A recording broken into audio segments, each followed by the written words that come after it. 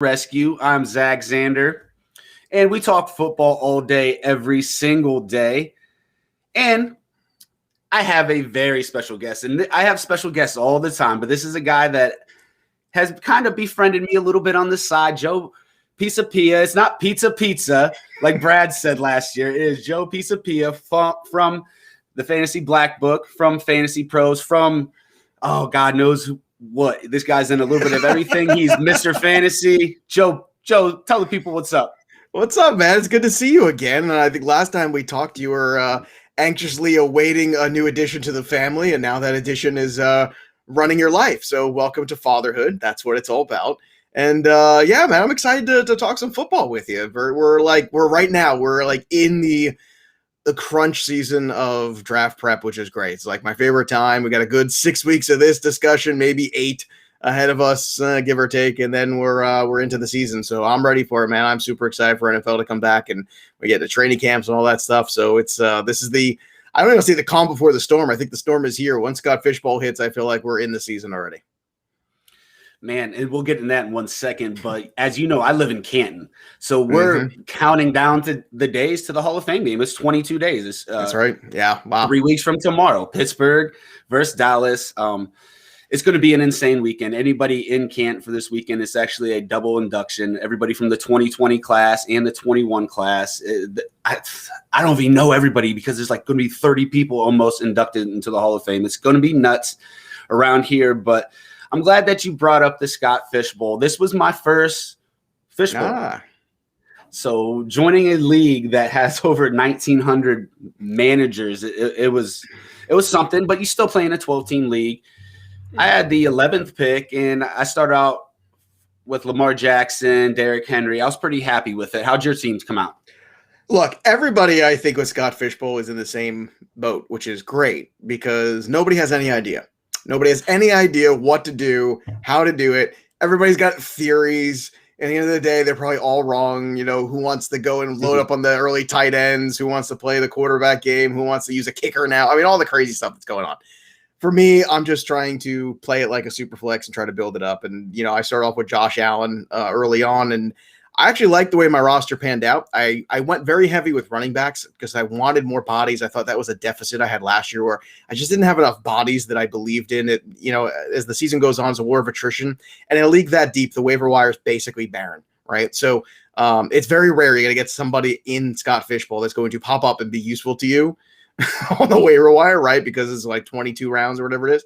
So, you know, I think that what you want to do then is make sure that you give yourself enough depth on your roster. You know, you have to draft that third quarterback and try to get a decent one. And I think that was my approach this year, to make sure that I had enough depth. And in my particular draft, wide receiver kind of got bumped down the trough a little bit. So I was able to get some values with Jamar Chase later on, a couple other guys that I really like. So overall, I'm pleased. But again, you know, like you said, you know, almost 2,000 people in this thing. You know, one person's going to win.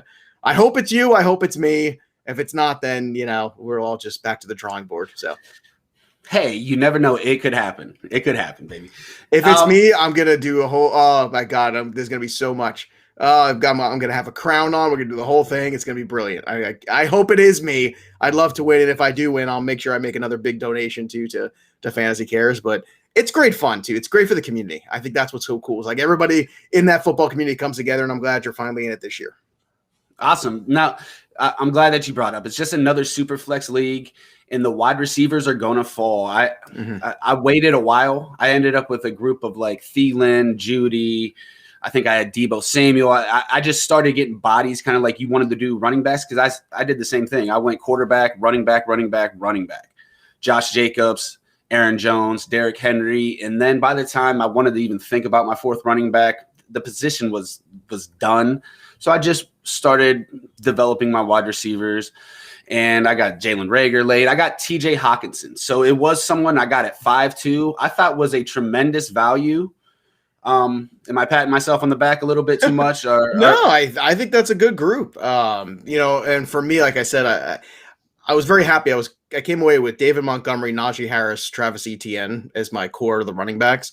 But then I took shots later on Darrell Henderson. I took Leonard Fournette. I took Marlon Mack. I tried to hedge my bets with a lot of guys that, you know, Salvin Ahmed, guys like that I feel like you can if something happens to the guy ahead of them or the guy they share a backfield with, all of a sudden they become extremely useful. So if you take enough of those shots, maybe sometime things go well. I also took a shot at Devontae Adams because he fell so late. I think it was the fourth round or something like that at the beginning.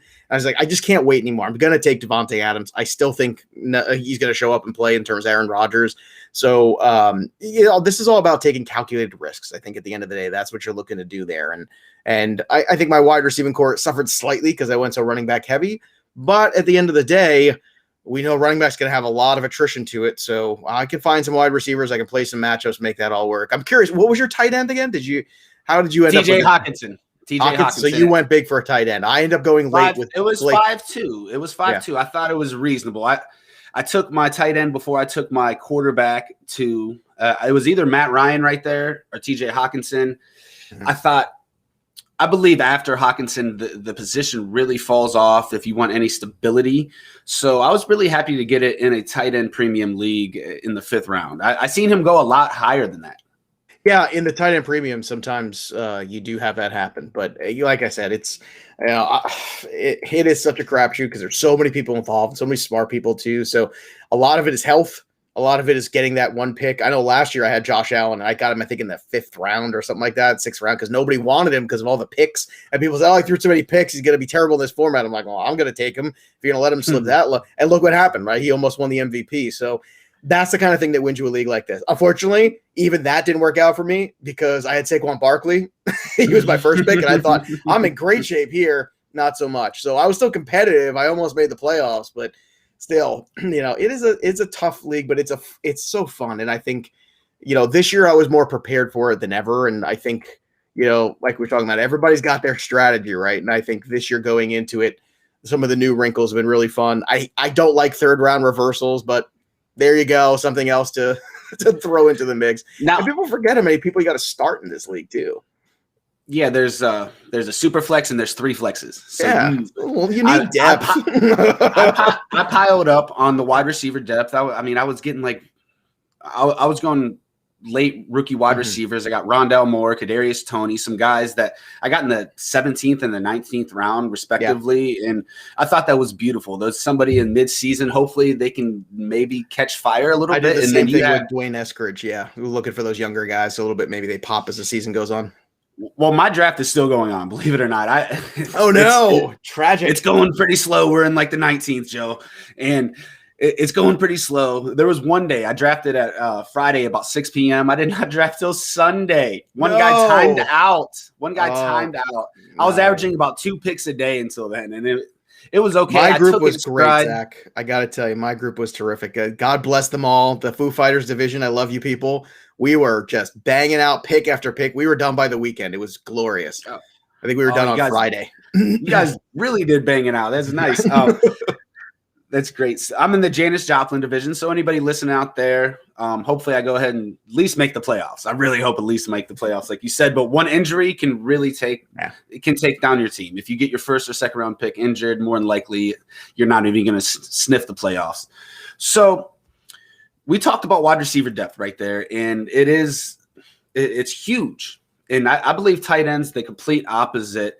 Going into these 2021 redrafts, Joe, how are you attacking the tight end position, not just in the fishbowl, in your normal everyday leagues? Are you a guy that thinks that Travis Kelce is worthy of almost a 1st round pick or a top 20 pick, along with Darren Waller, who Darren Waller went in the 1st round of my Scott Fishbowl? Wow, yeah, the tight end that's premium. Surprising. Yeah, it even in an average super flex league that is not tight end premium, how are you attacking this position? Are you going to go out and get Darren Waller or Travis Kelce or George Kittle, or do you have some plan Bs out there that you want to share with the audience right here? Well, first of all, I don't like tight end premium leagues. Just typically speaking, I don't care for that. It's just not my cup of tea. And I think it's fine. Other people want to try to do new, exciting things. That's fine. I like new and exciting. I love Superflex. I've been that guy for over a decade now, pushing Superflex. And but tight end premium, I'm not a fan of. Now, in full point PPR, I'm okay with drafting Travis Kelce 10, 11, or 12. I think right around there is a sweet spot where you're getting a huge advantage. It's basically like drafting a Diggs or a Devontae Adams or somebody like that. You know what his role in the offense is. So I'm okay there. Darren Waller's coming at the best value of most of those high-end tight ends. Kittle's the one that I struggle with because I do believe there'll be a quarterback change. I don't know what that's going to look like, who is going to be the favorite son there.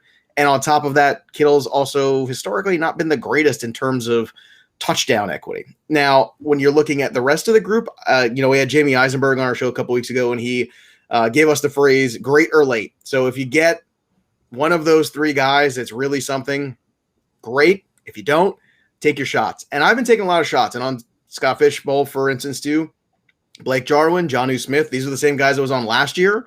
And last year, I think Blake Jarwin had all the potential in the world. He got hurt in the first game. Jonnu Smith played very well. Unfortunately, injuries kind of slowed him down. I love the landing spot in New England for him. I think that the one thing you can feel good about is with the quarterback change there, that's inevitable. Cam Newton, historically, the best guy that he ever threw to was Greg Olsen. He made the tight end because Cam Newton's not the greatest passer in the world. So tight ends for Cam Newton is a good thing. They didn't have any last year in the Patriots, and it hurt Cam Newton. And Mac Jones, with young quarterbacks, we all know if and when, and I think sooner than later, Mac Jones is going to take that job over.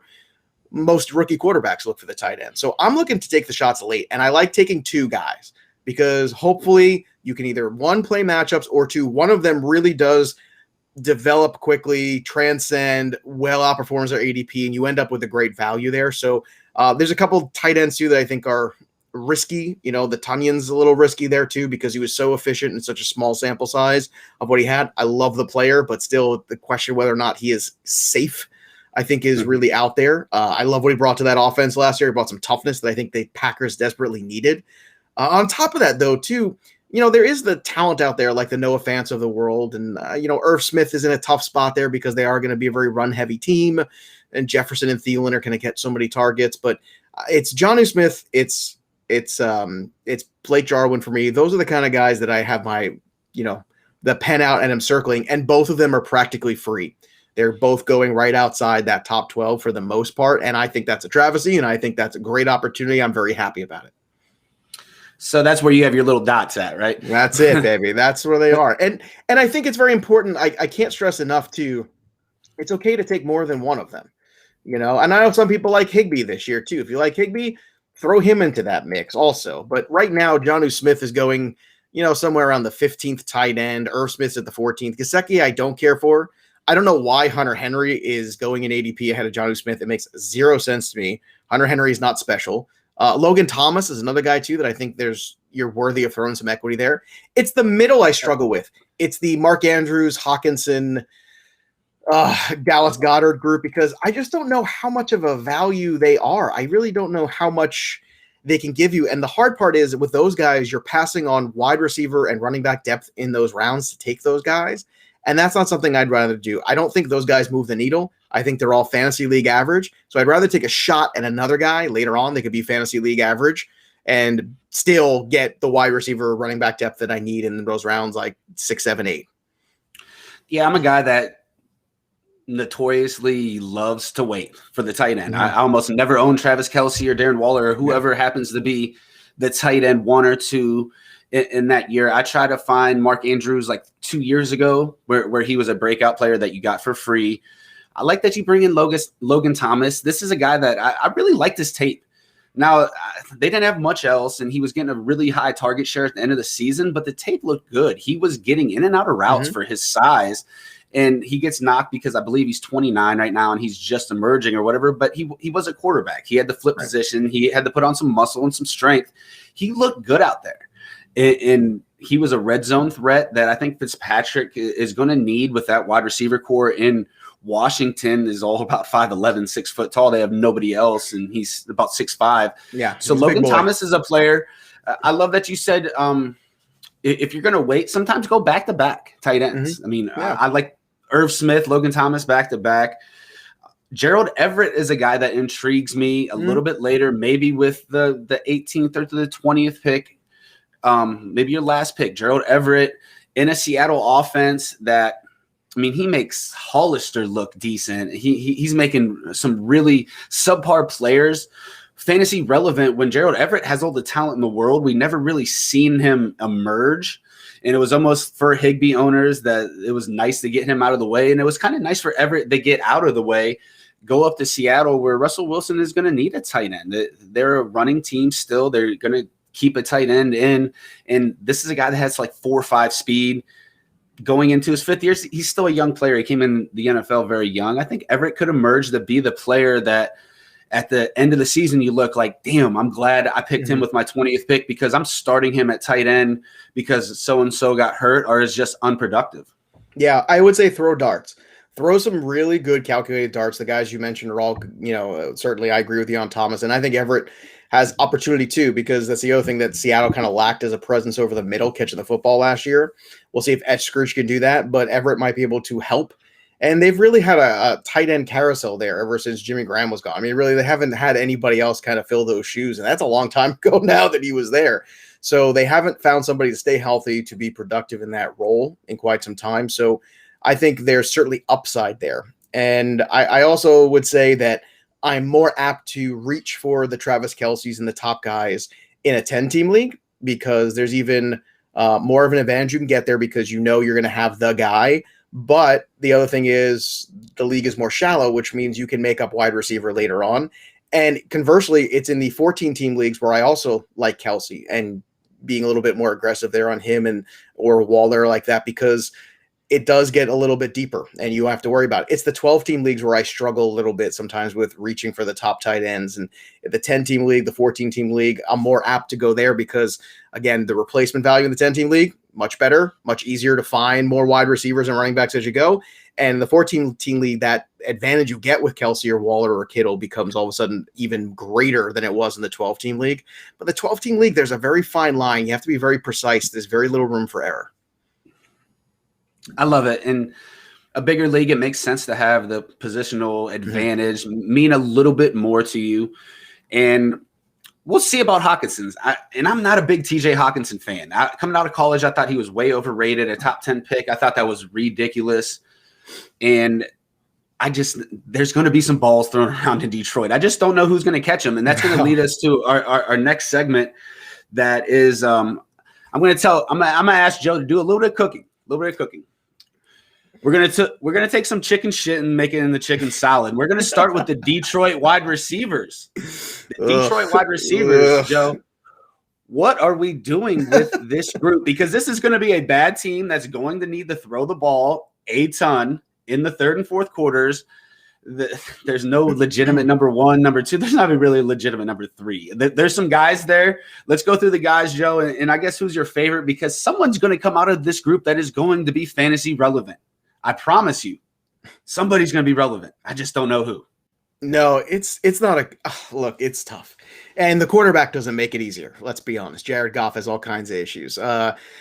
Tyrell Williams can never stay healthy. Rashad Perryman's kind of the same. He'll show you flashes. Quintez Cephas, I think, actually was the guy that if I had to put money on somebody, I actually kind of like what I saw from Quintez Cephas last year.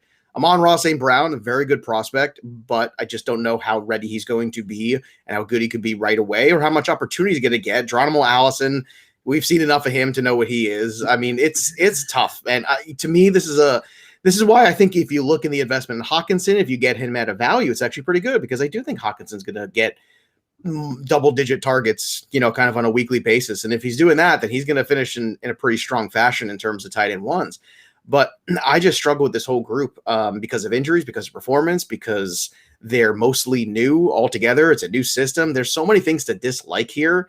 And you're right. Somebody's probably going to merge and be at least fantasy relevant. But, it's going to be low-end fantasy relevant. I don't see any of these guys finishing as a wide receiver 2 in fantasy. I don't think any of these guys can finish as a wide receiver 3 maybe in fantasy with what the talent pool is right now. So I don't know. For me, it's wait and see, play the waiver wire. I don't see myself drafting any of these guys. I mean, even in deeper leagues, maybe I take a shot on Amon-Ra St. Brown or Cephas, but I know Tags likes Tyrell Williams. He keeps talking him up because he's familiar with the offense they're running, but you can be familiar all you want. If you're not on the football field and Tyrell Williams struggles with that, who cares? Exactly. And this is why I was a little bit higher on Hawkinson in a tight end premium or a PPR league. He's going to get a ton of targets. He just is. The targets are going to flow towards him. It's just if he's going to stay healthy enough to get 10 plus targets a game, because there's a very good chance he could. It's going to be crazy, but to respect anybody on the outside, it's going to be pretty sad. And St. Brown is a guy I really like. Him falling into the 4th round was a great steal for Detroit. I thought he was a 2nd round player for sure. He's a very solid guy. I don't know if he can break out and be the number 1. Cephas would be my choice of the group, and he's kind of the opposite. He's a really tough guy on the outside. He's ran like a 4.7 at the combine. He's not a guy that's going to impress you. He gets off the line. He's more like I call him like a bulldog wide receiver. Yeah. He's like wrestling out there to get open for a 5-yard slant, but he's solid. He has very strong hands. I don't see a high end ceiling for him there. So I guess maybe Brashad Perryman would have the best chance to be a wide receiver 2 or wide receiver 3, just because of the speed, the tape he was showing the last 2 years. I really liked, but can he stay healthy? So I would say Cephas would be your closest bet to anything fantasy relevant. Let's move on from that shit show. So let's go to a running back crew. Another chicken shit. Let's make some chicken salad out of the Texans running backs.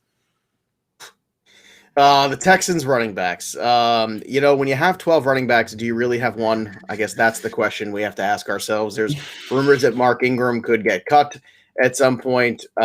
David Johnson was fine last year at times. Again, injuries when David Johnson always go hand in hand. Philip Lindsay is intriguing because no matter what, Philip Lindsay is always devalued and always seems to perform whenever he gets the opportunities, just how much opportunity he's going to get. And whoever's playing quarterback for this team, and I think at least for the first couple of weeks, we have to imagine it's going to be Tyrod Taylor. I'd be very surprised if it was Deshaun Watson, especially week 1 through 4. But I mean, Rex Burkhead's there, Buddy Howell's there, Dontrell Hilliard's there. It's a hot mess. And for me, even though David Johnson, you still have to rank him in an appropriate spot, probably somewhere around RB30 would be my guess, where most people would have him in that range. It's not a player I want because he lacks kind of the upside. And I think that's where I struggle personally with this whole backfield. In my fantasy shares, I'm looking for offense that I know are going to score points, that I know I can rely on. And, we're talking about Detroit. I don't know what we can count on. When we're talking about Houston, I don't know what we can count on. Right now, in ADP, he's the 35th running back. And I can tell you right now, he's going right in between Damian Harris and Kenyon Drake and Michael Carter. Those are the names. And I would want probably shares of any of those guys over him.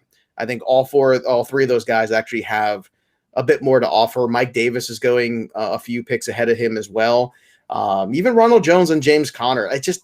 I struggle with David Johnson. I struggle with this offense. I struggle with how many guys that they've brought in for this one job. So it seems like I don't know. If you have an injury, there might be some clarity here, but this is another situation I think you're just asking for trouble. So just stay away from it. Just avoid it. Joe, nobody's going to be eating lunch today if we can't get some chicken salad together. Man, you know what? I just don't want to give people food poisoning. That's what I want. I mean, we can make all the chicken salad you want. You come over my house, I'll cook for you. But I'm telling you right now, I don't want to make people sick. Salmonella free. That's my cousin, by the way. Salmonella. You know him? Yeah. Now, Joe, I'm completely out on David Johnson. I'm completely out. I would take any of those players you mentioned, Mike Davis. I'm completely out. You have to rank him because you do, but I'm seeing a guy that is a shell of himself on tape. It's just not there. And he did put up some decent stats. And it's okay.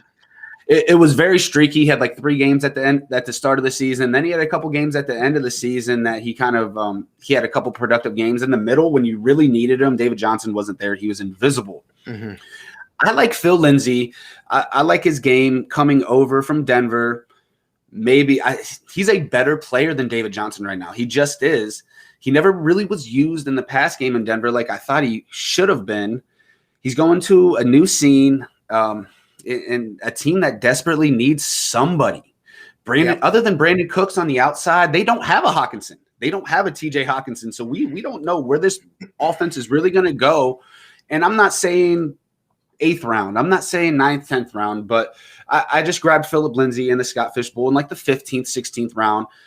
I think he's a guy that could be semi-productive consistently. I really do. I think he's the best player in that backfield. I would agree. In a deeper league, Lindsay would be the guy that I would throw a shot on. Why not? I mean, because you have seen him be good. You've seen 1,000-yard seasons out of him. So I like Lindsay. The knock on Lindsay is he's too small. But you know what? I mean, every time the dude got an opportunity, he performed. So what more can you ask for?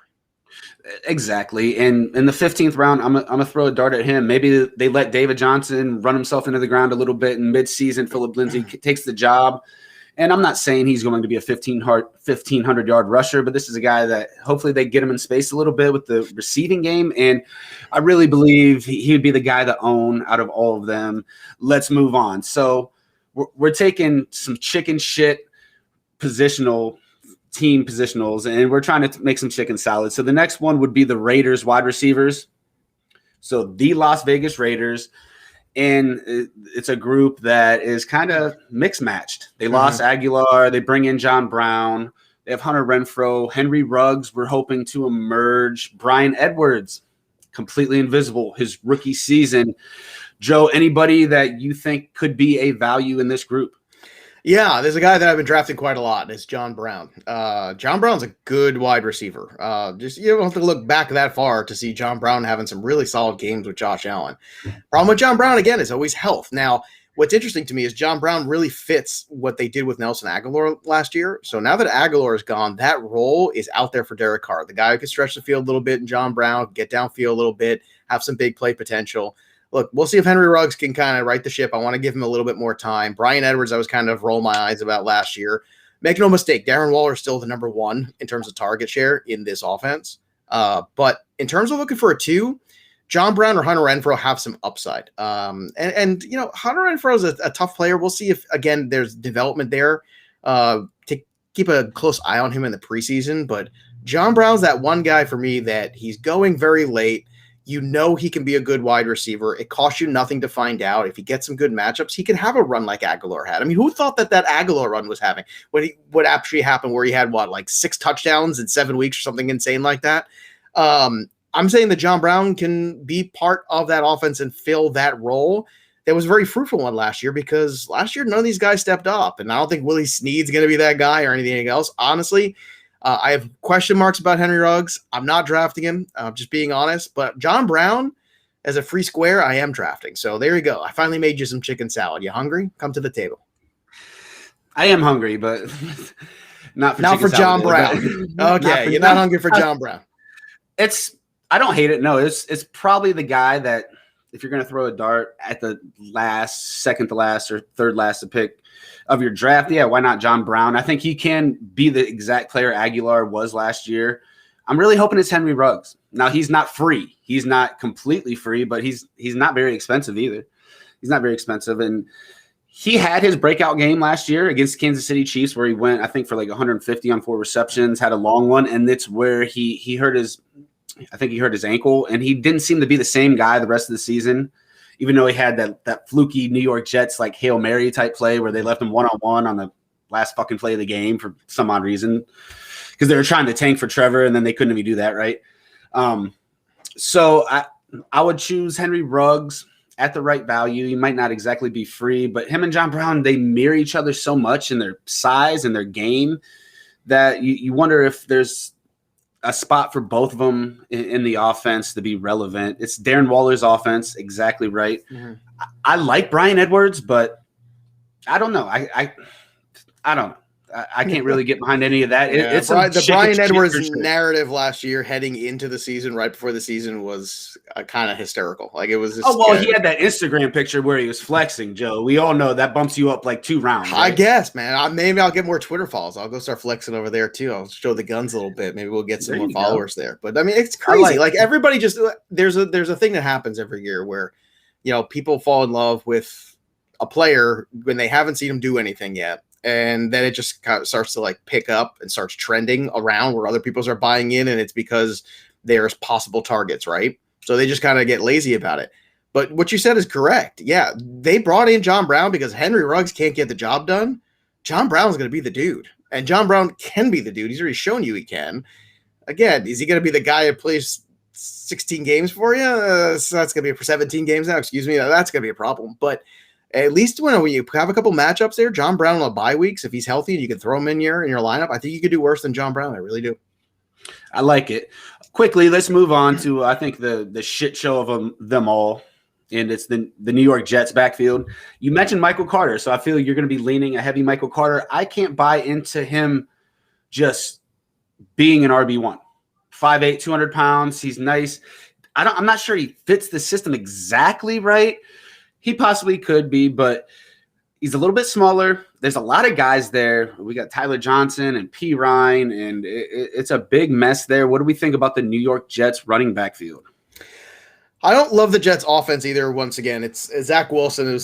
He was not my number 2 quarterback. I had way more questions about Zach Wilson than I had about Trey Lance, to be honest with you. And it's because, everyone's looking at the playmaker that Zach Wilson is, and he was, but my goodness, he had a lot of clean pockets to make a lot of big throws. And it's going to be very different in the NFL. It's going to be a lot of confusing things. He's going to see a lot of new stuff. And that's the whole thing. People were saying, we're knocking Trey Lance because of the competition, but they weren't knocking Zach Wilson because of it. That made no sense to me in terms of physical specimen of playing quarterback. It's not even close. Now, I don't know if Wilson can get himself, acclimated right away, be very effective, move the football.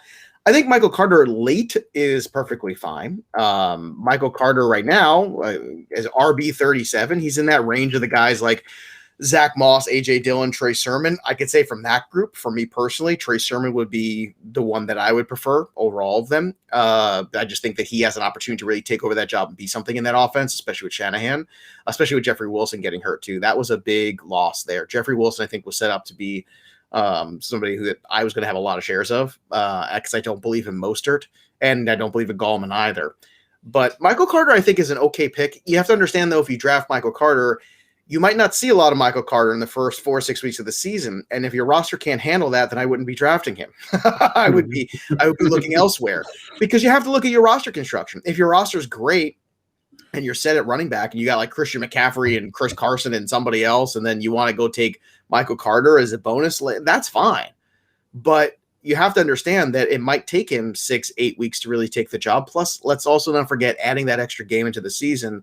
You're going to see a lot of these running backs paced a little bit more for the most part. Outside of the big boys, you're going to see a lot more pacing, a lot more, sharing of backfield, sharing of touches. So that's where I struggle with Michael Carter. The size doesn't bother me as much because the game has changed, and speed kills, and that's what it's all about. And I think Michael Carter has a lot of physical gifts. But at the same time, it's how good is the Jets offense going to be in that division where, 6 games out of the year, he's playing the Pats, he's playing the Dolphins, he's playing the Bills. Those are pretty good defenses. So there's a little bit of question mark there. I like the prospect. I like the player. I don't love the offense, and I think it's going to take a little bit longer for the Jets to gel. I do love their head coach. I think that was a great hire. But, again, I'm just not sold on that offense quite yet. You know what? I can dig it. I couldn't have said it better myself. So let's move on to the last chicken shit show of the Buffalo running backs. You mentioned Zach Moss, Devin Singletary. They bring in Breida. This is a team that at the end of the season, they frankly were not even trying to run the ball. I mean, Josh Allen was leading them in rushing yards most games at the end of the season and definitely has their goal line back. This is a roster that I think just needs a star running back. I'm surprised they didn't maybe try to make a move for one. Maybe they do via trade, possibly. I don't know.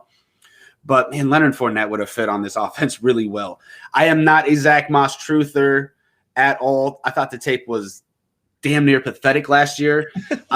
I favor Singletary a little bit, but he's just kind of like that guy. I kind of think Michael Carter is just in the same vision of him, that he's not a 15-20 carry guy. He's not. He's going to have to make a lot of his bones in the pass game.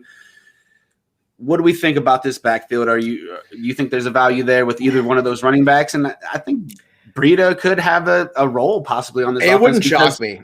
I think I took Breida, actually, was another guy I just took in the best ball or something like that, because it's got to be somebody a little bit more. But the problem is, I don't know if it's going to be anybody enough to make a fantasy impact. That's where I struggle. Josh Allen controls this offense. And that's why I love Josh Allen from a fantasy perspective so much, is because I love the quarterbacks that control all the points in the offense, right? Him, Kyler Murray. If there's a rushing touchdown, it could be Kyler Murray or Josh Allen. If there's a passing touchdown, it's going to be Kyler Murray or Josh Allen. They control all of the touchdown equity for the most part on their teams. And that makes them super appealing in fantasy, because then on a weekly basis, the scoring goes through them no matter what that scoring is. I think the Buffalo Bills struggled a little bit last year when they got a little one-dimensional and they really didn't have a running game. And I think that it would serve them well to find out, give Zach Moss a leash for the first 4 weeks of the season and see what you can get. If that fails, it would not shock me if they pivoted to Breida right away. I don't think Devin Singletary can be more than that. Like you said, that third down passing back. The nice thing about Singletary is he does have a little bit of that big play ability in him. We saw that on display in his rookie season, especially in week 1 against the Jets a couple years ago. He kind of came out of nowhere, had a couple huge plays in that second half and changed the whole dynamic of that game. It got real close. But I think for the most part, it's another backfield where I would take a shot on Moss late because he costs you nothing. And if he becomes just a boring guy that kind of, will get a couple goal line carries here and there and maybe end up getting some touchdowns, well, that might be good enough. But the problem is, I don't think any of these guys are going to get enough of a run with the way this offense runs through Josh Allen to really make a fantasy dent in anything. And I think you might be better served. Once again, we talk about the guys in that ADP. We're talking about, Jamal Williams, for instance, Gus Edwards, for instance. Like, those are guys like Jamal Williams is going to get some work in that backfield with Swift. I hate to piss people off, but Jamal Williams was brought in for a reason, and DeAndre Swift had a few concussion issues last year, and that is no joke. So Jamal Williams becomes a fascinating piece. Gus Edwards, the Gus bus, man, I was on the Gus bus last year, and it felt good. And I love J.K. Dobbins and all. I think he's terrific, but, Gus Edwards isn't going away in that offense, and Gus Edwards could be a huge bump because that team runs the football so much. So the identity of those two football teams, the Lions, right, and the Baltimore Ravens, are running the football. Therefore, those are the guys you want to have some shares if you're trying to take some shots on, not necessarily Josh Allen's Buffalo Bills, because it's not like they're going to be featuring any of these backs. And I guess that's kind of where I struggle with Moss and Singletary. I'm with you there because I'm not buying too much into any of these backs. Now, Zach Moss, I don't know if you can get him free. I think you probably are going to have to, throw a little bit of equity at him, or he's going to get picked by somebody else if you actually want him. He's not going to be an 18th round guy. He's 106 right now. So 106 overall, RB 39, Trey Sermon, Devin Singletary, his running back mate, Gus Edwards, Latavius Murray, Jamal Williams. Like, that's the grouping. So you're looking in the RB4. Of that group, I like Gus the Bus too. Yeah, why not? He gets some work. If he can get 10 carries, 12 carries a game, he averages over 5 yards per carry. There's some points right there. He might not be a PPR darling, but if something would happen to Dobbins, which would break my heart because I own him a lot in Dynasty, I believe Gus could really possibly explode and emerge if he can get 15 to 18 touches a game. I mean, that's 100 yards and a touchdown for that Baltimore Ravens offense. So I think you made some great points there. I don't trust anybody in Buffalo other than Josh Allen and the floor of these running quarterbacks. That's why Josh Allen, Kyler Murray, Lamar Jackson, it's why these quarterbacks are so sought after. It's why I took Lamar Jackson in the first round of the fishbowl, because of the rushing ability. He's not going to throw a ton of interceptions. He's not going to get sacked a lot. So I looked into my points. I thought Lamar was a very safe play at the end of the first round. So let's move on a little bit very quickly, Joe. I know you're a busy man. Let's get into some players in some new homes and how that affects the situations. Let's start with Julio Jones, Tennessee Titans. I love the move in real life. I think it muddies the water a little bit for that A.J. Brown wide receiver 1 train. How are we thinking it's going to work out volume-wise for this Titans offense now? I think at this point it's the perfect situation for Julio, because I don't think Julio is going to be Julio of old, but having A.J. Brown on the other side allows him that single coverage to be that. And I think A.J. Brown benefits from having the knowledge of working with one of the great wide receivers of our generation here in Julio Jones, picking his brain about things. A.J. Brown's only going to get better. Ryan Tannehill's quietly been a very good quarterback. Yes, the offense has been running the ball with Derrick Henry, but think about that. You got to stop Derrick Henry. You can't bring the safeties up anymore to help out, right? Because you got to be in the back to make sure A.J. Brown and Julio Jones aren't getting by you. This causes all sorts of matchup problems. And I'm telling you right now, I think it's going to be a very good year for this offense. This is an offense. I want all the – give me Tannehill, give me Henry, give me A.J. Brown, give me Julio. I'll take them all. Now, I understand some people are concerned that, Julio's presence could cap A.J. Brown, and likewise. We've had only a couple years ago was Chris Godwin and Mike Evans, right, going each for, wide receiver 1, low end. I don't see why these guys can't get in that same range potentially. I think the demise of Julio Jones has been really ridiculous. The people trying to write that narrative, I don't see it at all. I think this is the perfect situation, the perfect time in his career to have somebody else, another alpha wide receiver, because I think it extends him. It reminds me a little bit back in the day with the Vikings when you had young Randy Moss and then you had Chris Carter, who at that stage in his career, Carter could still get it done, but having him in single coverage, we had Randy Moss to worry about, certainly helped Chris Carter continue to be good towards the latter part of his career. That stuff works. And I think Tannehill's in a good position here with that run game that they're just going to cause a lot of matchup problems. So I like all these guys at the current value. I would draft all of them, and I'm happy to get as many Titans as I possibly can.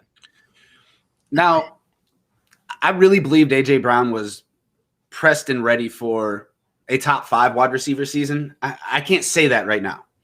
Top 10, he's still in my top 10. I believe he's my wide receiver 8 right now. I have Julio in the mid-teens. So I'm thinking he's a high-end wide receiver 2, where A.J. Brown is a low-end wide receiver 1, which is great. I mean, that's amazing. This offense is going to be deadly. I mean, try hitting Derrick Henry 30 times and then try covering Julio Jones and then try to tackle that man after he gets the ball. Try tackling A.J. Brown after he gets the ball. It's going to be an explosive offense. I was just ready for the A.J. Brown breakout of breakouts. I just don't know if you're going to get that now, Joe. I don't know if he can be wide receiver 1 overall, but I still think he could be top 5. And like I said, I think Julio is at peace with that. I think Julio wants to win, and that's where he's at right now. He wanted out. He wants to win, coaching change, all that stuff. And A.J. Brown, one of the great things about A.J. Brown has always been since he came in the league, his efficiency, right? So, yeah. Although, you think about it too, Corey Davis had a fair amount of opportunity last year, and A.J. Brown was still pretty damn good. Now, Corey Davis ain't Julio Jones, but at the same time, I think A.J. Brown still is in that top 5 conversation. If you like Justin Jefferson more, Calvin Ridley more, DeAndre Hopkins or DK Metcalf more, that's all splitting hairs. I think they're all very close to each other. I would put Hopkins ahead of him. I don't know if I'm quite there yet with Jefferson. I love Calvin Ridley. I love DK Metcalf. If you want the standalone guy, that's fine too. But once again, with Atlanta, it is a different offensive coordinator now. How is that offense going to change? Are they going to pull things back a little bit with Arthur Smith? We have to kind of wait and see. I don't know if they're going to. I think Calvin Ridley's going to be just fine. But I think they're also close that you can afford the luxury of having a preference. Whereas you're right, it probably does cap him from being wide receiver 1 overall. But stranger things have happened. Like I said, I remember Randy Moss and Chris Carter being pretty high up on the trough back in the day, and that's just one. They had Jay Green also. They had Jay Green too. Good. That's good on you. That's right. Jay Green, fantastic team right there. Dante Culpepper and Jeff George and those guys. Like Randall Cunningham throwing them all around, slinging them all. It was fun. I was like 13. That was great. That was like I watched football every Sunday and watched Moss tear it up. Okay, so let's move on to the New York Giants. Bring in Kenny G. How do you think it's going to shake up that offense? The Giants are weird. It's a very weird situation because Daniel Jones has had so many turnovers in his career in such a short period of time, and he averages 2 turnovers a game, and that's just terrifying. At the minimum, he's actually a little bit more than that, and I think that's where I always struggle. It's how good can the Giants offense be if they continuously give up the ball? And that's a problem because it's going to cap what you can do in fantasy, right? Because you only get so many opportunities. Now, a healthy Saquon Barkley goes a long way. We'll see if Sterling Shepard, again, his health concerns with the concussions he's had. I like Kenny Golladay as a wide receiver quite a bit. I struggle with Daniel Jones. I defended Daniel Jones a little bit because I didn't think it would be as bad as people thought. And he had moments where Saquon was on the field where he looked capable. Those moments disappeared whenever Saquon wasn't on the field, and he looked just the opposite of capable. The problem is there's nobody else there right now. It's just Mike Glennon. So what you can look ahead is this is Daniel Jones' last moment to be any good, and the Giants have a ton of draft capital next year. They are going to probably push in for a quarterback would be my guess. They have opportunity. They have personnel. The offensive line has gotten better. But at the same time, it all works through the quarterback. So either Daniel Jones is going to take a step forward or Daniel Jones is going to continue to struggle. And if he does, it's going to be tougher on Kenny Golladay than Saquon. Saquon, it's all about Saquon being healthy in terms of his value. He's going to get all the touches he wants. Kenny Golladay, on the other hand, it's going to come down to how effective Daniel Jones can be because if he keeps throwing the ball to other people, it's hard to throw the ball to Kenny Golladay. It's some very muddy waters right there. I'm not going to lie. I was a Yeah. big Darius Slayton fan last year, and Yeah. on tape, this guy creates separation down the field, and then Daniel Jones was throwing it over his head. They seem to bring in Kenny Golladay, and I think it's going to basically mask him. I don't think you're going to see much Darius Slayton this year. Sterling Shepard in the slot is a nice little slot guy. They have weapons. They bring in Kadarius Toney, Evan Ingram, Kyle Rudolph. They have Saquon Barkley, who is a reception hound. It's a very muddy situation there. I like Kenny Golladay at a very cheap, low-end wide receiver 2 price. If you expect anything more than that, I think you're going to be disappointed. And let's not forget, too, the first couple weeks, he's got some really tough cornerback matchups on the schedule. Like, I'm not a big person about, like, the strength of schedule because 1 or 2 injuries changes the dynamic of that completely. You can throw it out the window. But in terms of cornerback matchups, at least going forward, you know, if those corners are healthy, he's got to face Alexander. I forget, there's a couple other like top. I think he faces something like 3 of the top 5 or something in the first 6 weeks. So that's also something where he could get off to a slow start. He might be a better trade target than he is a draft target in 2021. Great point. All right, let's talk about Javonte Williams entering the Denver backfield with Melvin Gordon, a very capable wide receiver crew. I mean, I love Jerry Jeudy. We're going to get to him in 1 second. But what do we think about, I guess, just the backfield? Let's just focus on the backfield right now. What do you think about the Javonte Williams versus Melvin Gordon? I'm on the Javonte Williams team. I want the younger guy. I want the guy that doesn't have a potential. I mean, we don't know if Melvin Gordon's, we still don't know if there's any clarity on that, if he's going to get suspended or not for any period of time or miss time on that commissioner's exempt list. Melvin Gordon also has a history of getting hurt towards the end of the season, too, and that's not what I want. I'm more willing to be patient with Javonte Williams. And once again, it's about roster construction, right? I don't think you want to have to rely on Javonte Williams in the first 6 weeks of the season, but I'll be damned if I don't think he's got the opportunity to have himself a second half the way we saw some of those rookie running backs last year. We saw Taylor, we saw Swift, we saw all those guys start to really feel it, if you will, towards the latter part of the season. He's not my favorite rookie running back. Najee Harris well above him, Travis Etienne well above him in my mind, but I do think that Williams is a guy that I've thrown a lot of draft capital so far in early drafts, and I think when people start seeing him on the field in preseason, that ADP is going to rise a little bit, and rightfully so. So we'll see if it rises to a point where I'm out. But right now I'm in. Right now I think that there's enough to like there with Williams. Melvin Gordon's not going away, but I think Javonte Williams is at least in a point where I think you feel comfortable about what he can contribute. You like the upside. It's funny. He's going right now as RB 28 and Travis Etienne is 27, but I feel much better about Travis Etienne because of the relationship he has with Trevor Lawrence. Trevor Lawrence and him are very simpatico. It does matter. Anybody who tells you it doesn't is wrong. James Robinson was a great story, but he was an undrafted free agent from a previous coaching regime, okay? There's no loyalty there. As the year goes on, Travis Etienne, I think, is going to get a lot of opportunities in the passing game, and he's going to be, once again, like he was in college, one of Trevor Lawrence's favorite toys. So if you're talking about Williams and Chase Edmonds and Leonard Fournette, you know, that's where I kind of struggle. I like him after those. Like, I like him after Leonard Fournette, but I'm probably more than Chase Edmonds. That's kind of where I put him there. Mike Davis has the backfield to himself. I'd probably put him ahead of Javonte Williams as well. It's crazy. I'm as a Melvin Gordon owner in Dynasty. I mean, I'm praying for a trade. I'm praying that he can get out of there because I think he still has some high-end talent when he's healthy. Big question when he's healthy. Mm-hmm. Now, if I was Buffalo or Miami or even Atlanta, I know Mike Davis was a nice story at the end of last year, and then he comes out with a, you know, I got the best quads in the NFL IG post, and everybody's on his nuts. I mean, come on.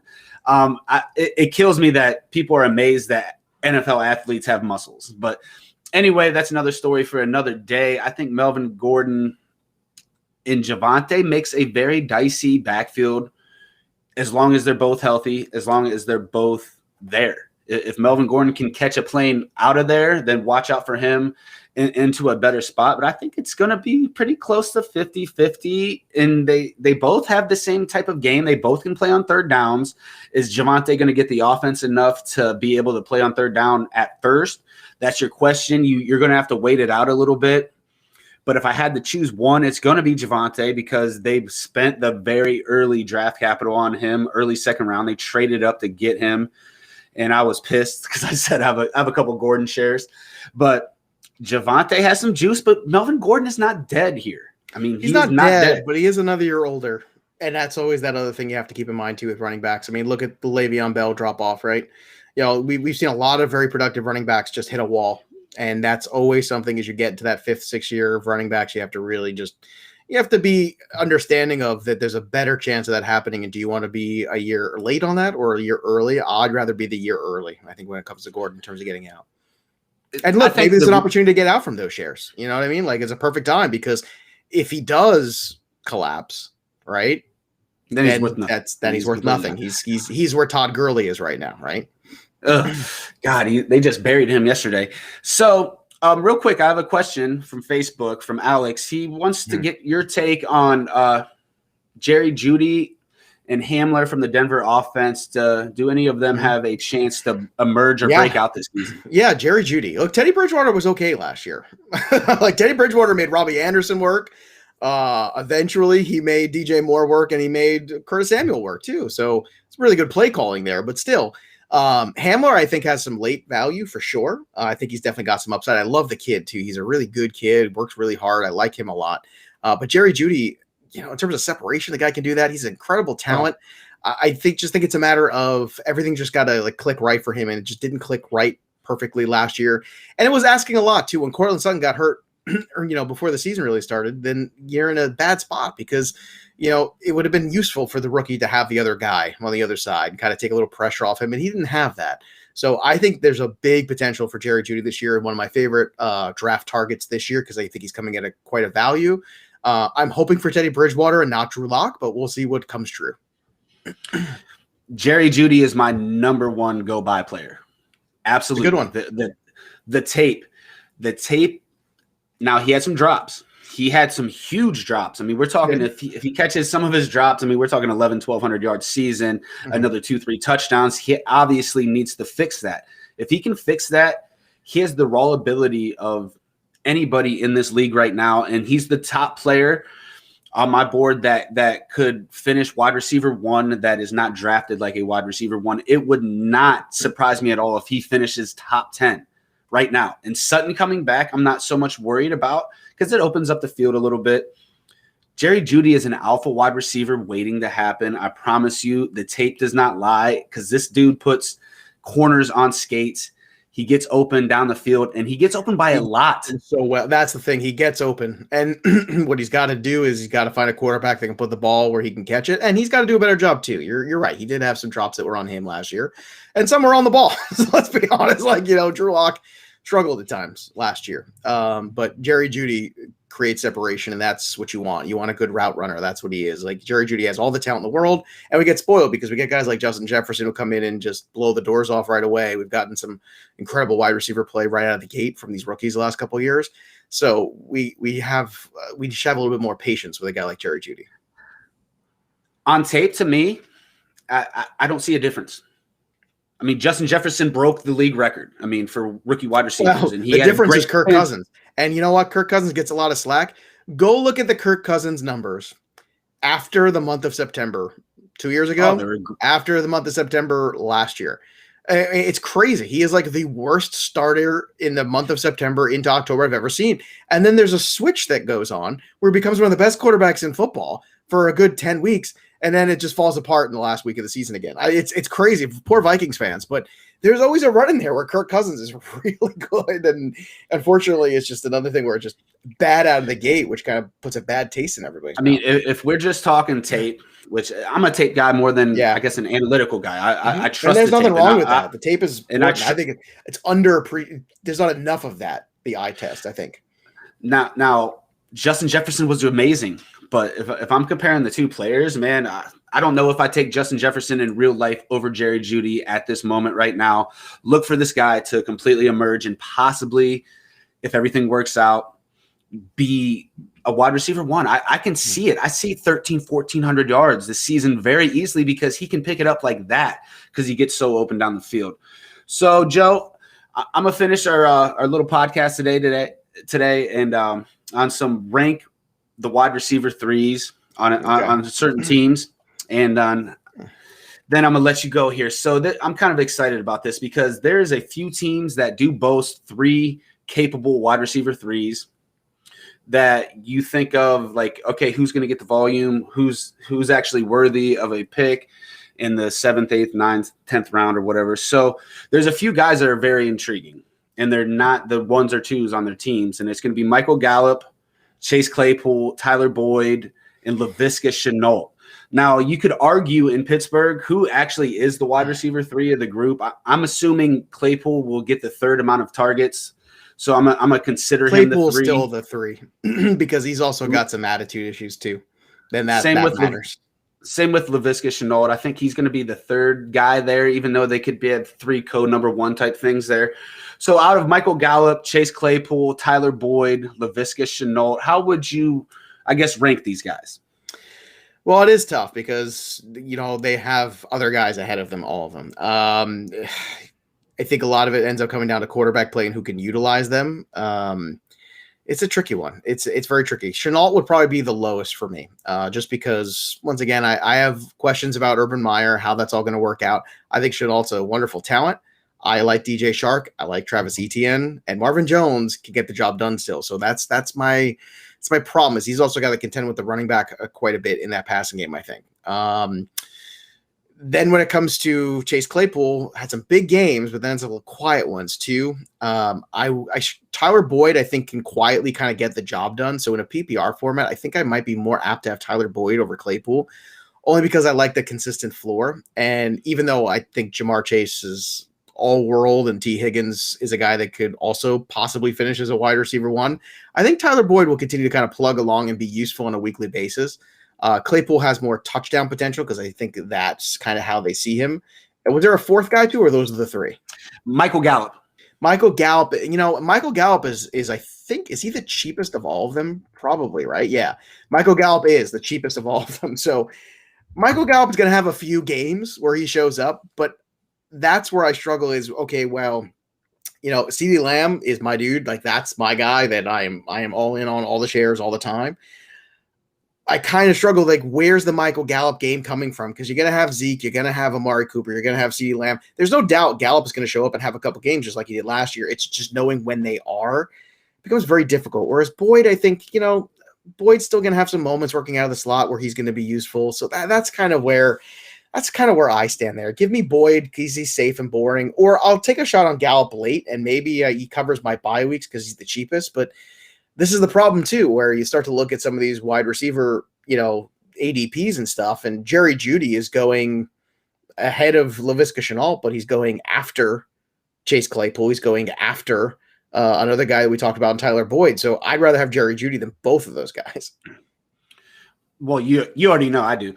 I know you do. I don't even have to ask that question. I know you do.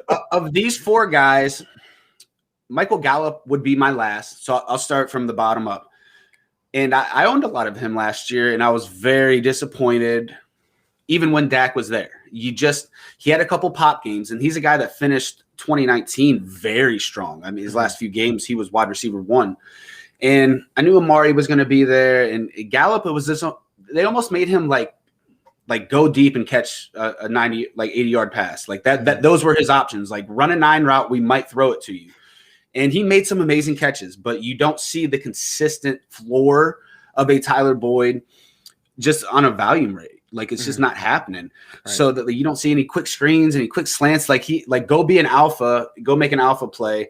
This guy's entering his last year of his contract. This is another guy I wish they would send him somewhere else. He could be an alpha on another team, like we talked about, like maybe the Raiders or Detroit. Like Detroit, he would by far be the number 1 receiver there. Like, send him somewhere else. I don't see him re-signing in Dallas. No, but he's not. This is his swan song there. But you know what? That's something where he might fight for the ball a little bit more. And if there is an injury to somebody, that possibility opens up.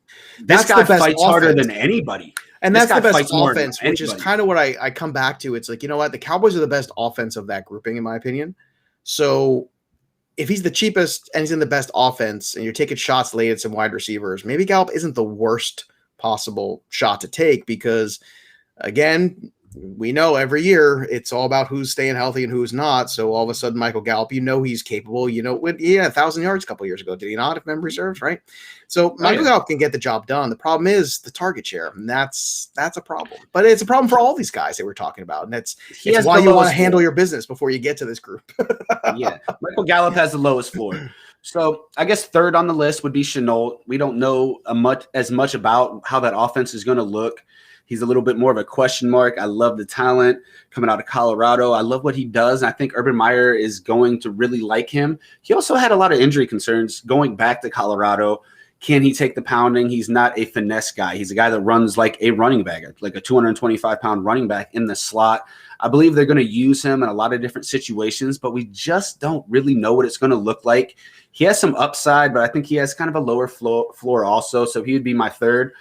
And it's really hard between Tyler Boyd and Chase Claypool. I'm even going back and forth in my head right now. Chase Claypool has some alpha tendencies that I look for on tape where he just manhandles somebody on the outside at 6'4", 230 pounds with the 4.42 speed. I mean, 13 touchdowns his rookie seasons. You can't just forget about that. Yeah, he had a couple dud games, but welcome to wide receivers. You're going to get some big pop games. You're not drafting him as your wide receiver 1. You're drafting him to be maybe your wide receiver 3, maybe a flex option. But so that's fine. He doesn't have to get you 15 every single game like Devontae Adams did. With those alpha tendencies, he can give you a 30-point game here and there when you need them. It's just, how are those balls going to flow in Pittsburgh? I even question if he was the wide receiver 3. I prefer him over Deontay Johnson because this guy can't stay healthy and he can't catch the fucking ball. It's a huge issue. I think that's slightly unfair. Deontay Johnson also led he was banged up targets. He was banged up a lot, Joe. He was, but he played. I mean, I know. I mean, it's like people always say, "Oh, Julio Jones is always hurt," but he plays. Like last year, he missed time, but like up historically, the dude played. And I think when you have the most targets, you're going to obviously have a higher drop ratio. It's going to happen. So Deontay Johnson, I think, is that guy. And I'm going to defend him a little bit just because I think that the other thing you look at when he had those bad moments, he bounced back from them. And he didn't just fold up like a tent and disappear. And Roethlisberger went over there and challenged him in those games where he had bad games. And he came out in the second half and was great. So I think Deontay Johnson should get more credit than that. I think putting Claypool ahead of him is a tough sell for me personally.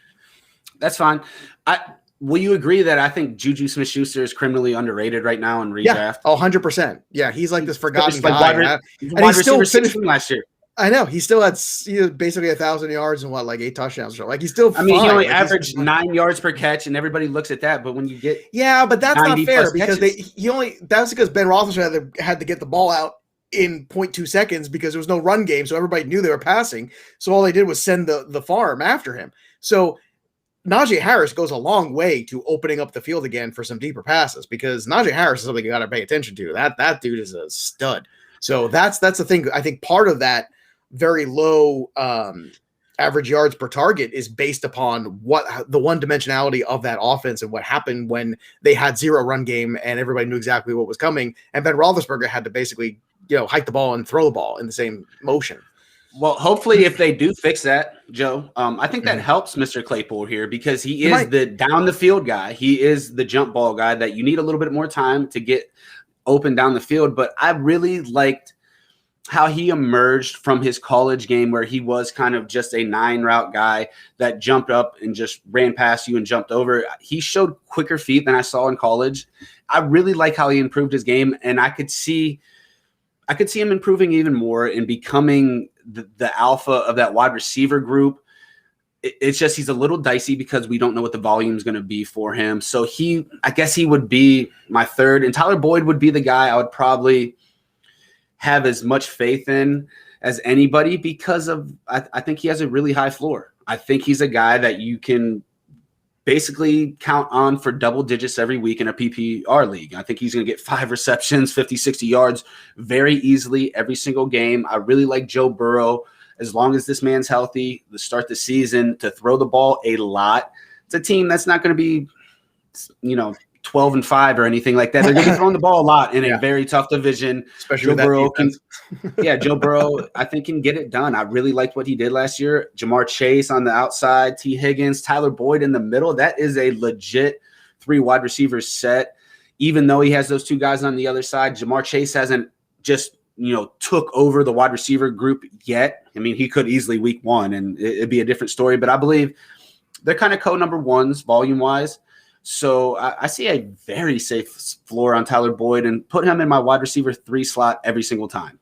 Mm-hmm. Yeah, Boyd I think is a safety play there.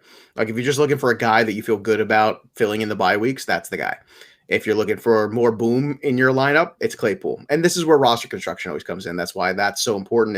It's like all these guys have their place. It's just what your roster can handle and what place they should have. And every roster, every draft is going to be different. So, pay attention to their attributes and kind of disseminate between that, which one fits best for that roster you're constructing. Joe, amazing stuff. We're pushing an hour right now, so we're going to say goodbye to everybody. Before we go ahead and tell everybody where they can find you. I know you're a little bit of everywhere, but shout your name out there, Joe. Well, first of all, thanks for having me on the show, man. It's good to talk to you again. You can follow me on the Twitter machine at Joe Pisapia 17. Check out the Fantasy Football Black Book 2021 on Amazon right now for paperback. Number 1 in fantasy sports, also on the Kindle, and you can get on Apple Books as well. Great group of people working for me this year on the Black Book. And I see you, Travis, in the chat. I see you, brother.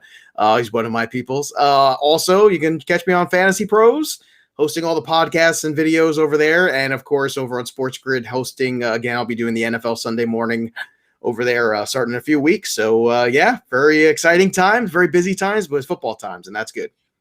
Joe, thanks so much for being on the show. This was a great one. So, I can't wait to have you on again. And it's almost football season, Joe. I cannot wait, baby. We're about 2 months away. I cannot wait. So thanks again, Joe Pisapia, Fantasy Black Book. Go get that book and listen to this podcast because you just got smarter. And so Zack Zander, Roster Rescue, we're out. Thanks, guys.